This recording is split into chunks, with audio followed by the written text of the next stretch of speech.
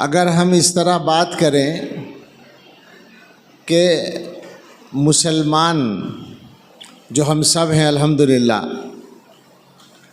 مسلمان ہونے کی حیثیت سے ہمارے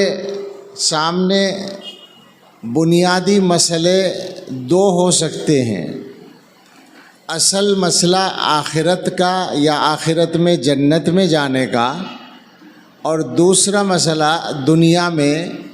اچھی زندگی گزارنے کا۔ آخرت میں جنت میں جانا ہر مسلمان کا مقصد ہے، اس میں کوئی شک ہی نہیں ہے۔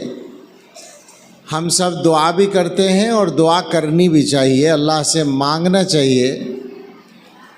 اور ویسے بھی ہماری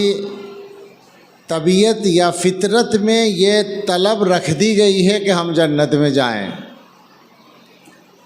اور اس کی وجہ یہ ہے کہ ہمیں جنت ہی میں پیدا کیا گیا تھا،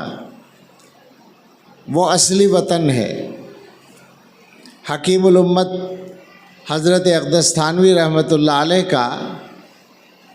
ایک رسالہ ہے شوق وطن، اس میں وطن سے مراد جنت ہے، کہ مسلمان کو اپنے اصلی وطن یعنی جنت